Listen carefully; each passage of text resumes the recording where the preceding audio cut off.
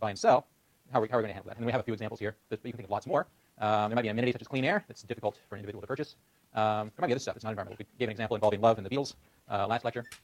Or you might love the Beatles, it's possible too. Altruism is something that economists think about pretty seriously, so that the utility that I get from observing that I make you happy might appreciably affect my own utility, and I take that into account in my behavior, perhaps. Let's see. I have an example that I think I won't get today involving the utility we might derive from knowing that animals are treated humanely. And there's the possibility of existence utility that I started today's lecture with when I talked about Rutila, and the existence value of scenic wonders. Okay, so we want to be able to think about how these kinds of things affect people's utility and what effect that has on their private behavior. Okay, so let's talk about that now. All right, so here's a really simple way to sort of add this into our analysis in a formal way. It's not the only way to do this at all, but it's among the simplest. Okay, so I want to start off by imagining the same consumer we had here. So she derives utility from a good she can buy and sell X1 and another good she can buy and sell X2. So these are market goods, and they're just the same as up here. But then there's some other good, which we'll call Z. We'll give the name Z, which is not a market good. And so she likes it. If there was a market, she'd buy more of it or less of it, depending on her budget and prices. But there's no price for it. You can't purchase the good. And so we just add it onto the end of the utility function here. Okay, so this is the direct utility function. Depends on three goods: X1, X2, and Z. And the assumption is that even though Z enters her utility function in a way which is perfectly normal, she can't purchase this thing. Now, so this is a totally normal direct utility function. The problem is when we try to move from direct utility to indirect utility, we have a small problem. Yes, Michelle. So is alpha one of my assumptions add one to partial? Yeah, good question. It has nothing to do with function. So I think let me see if I understand your question. So you're worried about a technical issue, which is that we usually rig things so that the coefficients on these things add up to 1.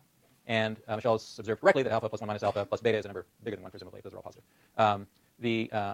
I've rigged things here so that, first of all, it's not important. They don't have to sum to 1. You still get sensible answers. The only thing that would be different in the indirect utility function, if you did that for the general case, is you get some other constant multiplying log y. You get alpha. In this case, you get 1 plus beta multiplying this thing. That's just a constant. A monotonic transformation gets rid of it. It's not a big deal. Still, it's handy when you do the algebra to avoid those extra coefficients running around. That's actually what I've done here, because you'll see in this case, the coefficients that matter, that show up, are just the coefficients associated with the utility for the market goods. So I've rigged it so the coefficients on the market goods sum to 1, and I don't care so much about what this does.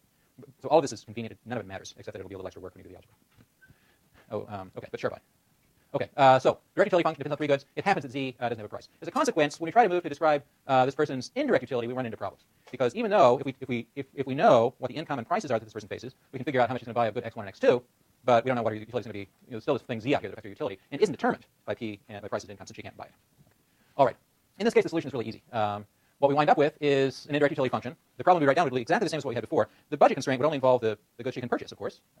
So we wind up in this case with a solution for the indirect utility function. It depends on P and Y, and also this thing she can't choose. She just has to take it as given, which is the amount of Z. So if it's clean air, she just has to take the cleanliness of the air around her as given. Yeah, Hillary. So then that is just her value of Z, just sort of undetermined. Yeah, it's not determined by her. That's sort of the point. We're only allowing her to make decisions here about how much she buys and sells, and she can't buy and sell Z. So it's going to be, well, she's going to take it as given. Yeah, that's the way I put it. That's exactly right. So her indirect utility function, now I put a semicolon here as a little notational trick to indicate that variables to the right here are not choice variables for her. She has to take those as given. They're like parameters from her point of view. So her indirect utility function now depends on income, depends on prices. This is constant we don't care about here. And then also her happiness or utility depends still on this level of Z that's kicking around. So that's what we'll get in this case, given an direct utility function that looks like this if she can't buy and sell this good Z. Oops, okay. All right. Okay, so here's a nice thing about this, and this is a trick I could have used when I was talking about the Beatles on Tuesday. I started off with the direct utility function that involved three goods, 2 market goods, 1 non-market good.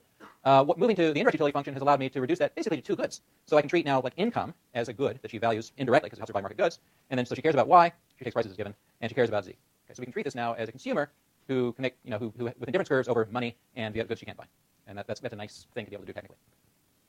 Okay. All right, so now let me come back to the idea of existence value that I promised earlier.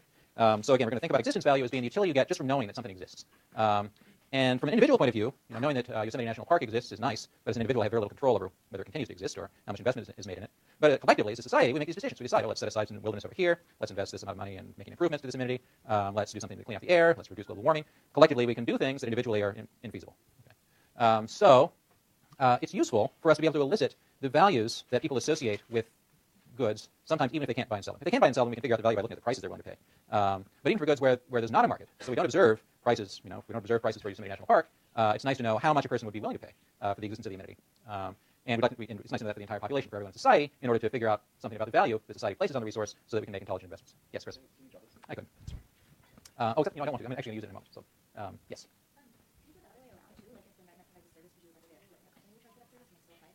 So what's your name? Pega. So Pega asks if we could go turn it around and ask how much a company would charge for providing the same environmental service, which is a very intelligent question. Answering that would depend not on this consumer demand side stuff that we're doing right now, though. It would depend instead on the costs that a firm would incur in providing the service. That'll be a supply side thing, which is a topic we'll get to in a few weeks. Yes. Can you use this value for cost-benefit analysis? That is the principal way. Well, absolutely. I'm going to give a toy example here in a minute. Yeah. But yeah, the asking Here's a project we could do. Are the costs of it less than the benefits? That's sort of the idea behind the practical elicitation of values from people and these kind of contingent valuation questions that I'm going to turn to in a moment. Okay, so here's a practical way, more or less, that economists and others actually try to get at these questions about the valuation of non-market goods. Okay, so a way to ask a question that's actually used in practice, or almost used in practice, this is simplified a little bit, is to ask individuals in a survey. So you figure out what the relevant population is, and you do a sort of household survey, you randomize people, and go fill out a questionnaire. And one of the questions in the questionnaire is something like, would you vote for a proposition that raised all Californians' taxes by $3, some amount, and use the resulting revenue to provide some amenity? So you can ask questions like that. So notice what this question does. It makes the person who values Yosemite National Park may value may be willing to pay for more wilderness or less wilderness. It may be a continuous kind of problem for them. If you're able to buy wilderness area, some people would like to buy a lot, others would like to buy a little bit. This turns it into a discrete problem. We're going to vote for a proposition, and the money's going to get spent on the resource, or else it's not. So you should be thinking about the discrete choice setup we had a moment ago, where we're comparing indirect utility functions. Okay, so this is the sort of question. So I'm going to try this, and I'm going to try some actual contingent evaluation here now. Okay, so I'm going to describe a few different environmental amenities, things whose existence may have value for you. And I'm going to try to elicit from you something about the values you place on those amenities. And so here's the first one I'd like you to consider. This is a graphic produced by some researchers at UC Davis, and it talks about the clarity of Lake Tahoe. So Lake Tahoe, who has not been to Lake Tahoe? Okay, so some of you should go. It's a really excellent place to go. Lake Tahoe is remarkable when it's in a beautiful setting, and partly because of that beautiful setting, it's remarkable for two reasons. One, it's an extremely deep lake, and second, it's an extremely clear lake. It has a rather small watershed, but it's fed by these steep mountains with all around it, and so it's just made out of snowmelt. And there's not a lot of agricultural runoff and other stuff, and so it has extremely clear water. And but the water is less clear than it used to be. So back in the 60s, you could go in a boat on the water and look down and see about 100 feet down, which is pretty far. That's sort of the limit of recreational scuba diving, for example. So it's pretty far down. So extremely clear. It's still quite clear, but here's a graph over time. So this is 1965. This is 2010, which is the last data point. These little figures indicate the measure of how deep you can see into Lake Tahoe year by year. And you can see it's becoming less clear. So in fact, 2010 was quite a bad year. You can see something on the order of 64 feet down instead of around 100. Okay, so this is a consequence of increased development in the watershed, particularly probably people fertilizing their lawns and stuff. This kind of fertilizer, nitrogen runoff, winds up in the lake and promotes the growth of algae, and that makes the water less clear. Okay, so having a clearer Lake Tahoe may have value to many of us. So here's the question. Oh, let's see, I need a little organization first. We have 1, 2, 3, 4, 5, 6, 7, 8, 9 rows of seats in the classroom. I'm going to think about this hypothetical proposition. So each row is like a precinct or something, and the person on the far left is going to be my vote counter. Okay, so I'm going to ask a question in a moment. Those of you about voting for this proposition, if you want the proposition, I'm going to raise your hand. I'm not fast enough at counting, so I'm going to ask the responsible vote counters at the end here to count the people in the row who have their hands raised, and then just raise the number of fingers that's equal to the number of people in the row, and then via a process of simple addition, I should be able to figure out what the results from the ballot are. Okay, so here's the question. Let's see if I can get this right. Would you vote to raise the taxes of all Californians by $1 a year if the proceeds from that revenue measure were used to restore the clarity of Lake Tahoe to its 1964 level? Okay, so raise your hand if you would vote for that proposition. So 6, and so 13, 21, 30, 36, 35. So you have 9 figures up? Okay. 44, 49. So I think we have 59 yeses. So let me write this down.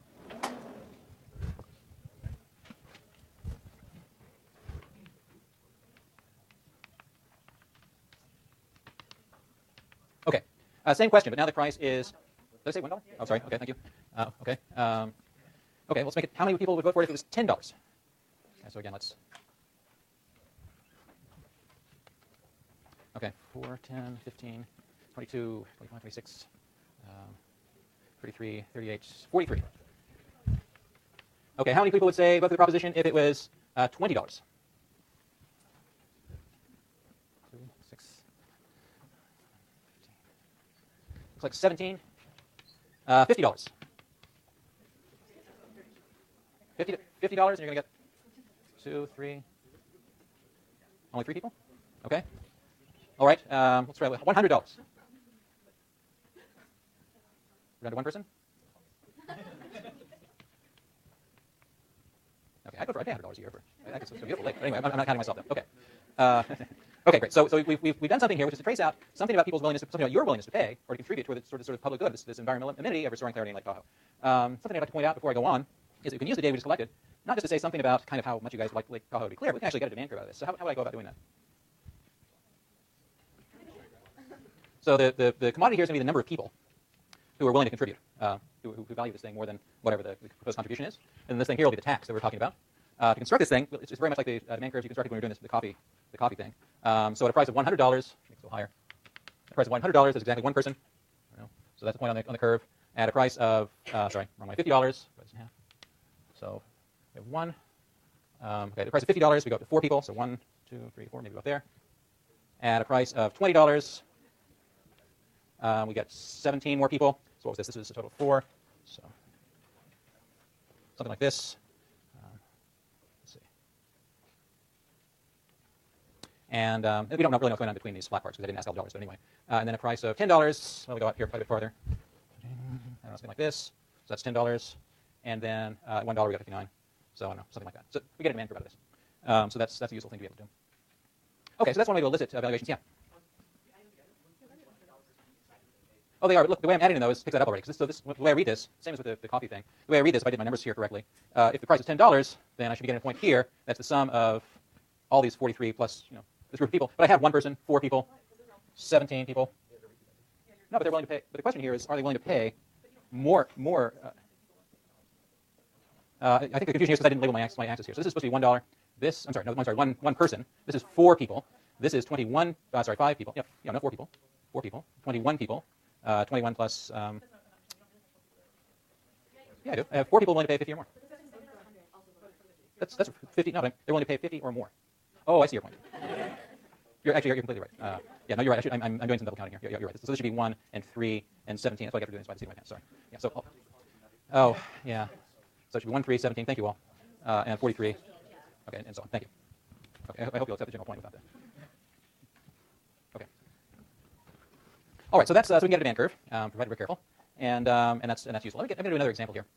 So this next example involves cleanup of Everest. So since people started making attempts on climbing Everest, the typical expedition involves a bunch of porters carrying a bunch of stuff up to a sequence of base camps, and it's a lot easier to leave the garbage at the base camp in a pile over there than it is to pack it back out again. And so this is one of the lower base camps. There's the summit. This is one of the lower base camps. I don't know how well you can see this, but it's a big pile of bottles and refuse and stuff that's accumulated over decades now in this very sensitive environment. And it's expensive to clean up because the total mass of stuff is large, and you have to walk in and out on your back. Or maybe use a helicopter or something. But it's an expensive cleanup job. So some people, I like mountains a lot myself. So I'm going to ask the question for an Everest cleanup: how many people would be willing to pay $1 if we could, in taxes, vote for a proposition, raising taxes by $1 to pay for a cleanup of the garbage dumps on Everest? Okay, so it's 14, 21.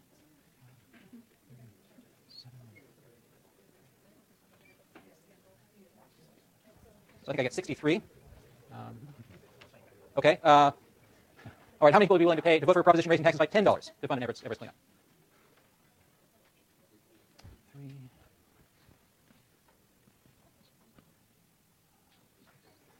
I count 41. How many people would be willing to pay $20 or vote for a proposition raising taxes by $20 per year to fund the Everest cleanup?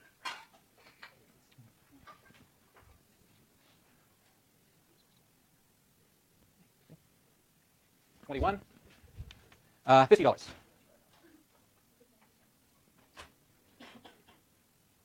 7 and $100. It's like two people. Okay. All right, great. So we could do the same kind of thing and correctly construct a demand curve using these data. Let me try another one. Kind of a related one in a way.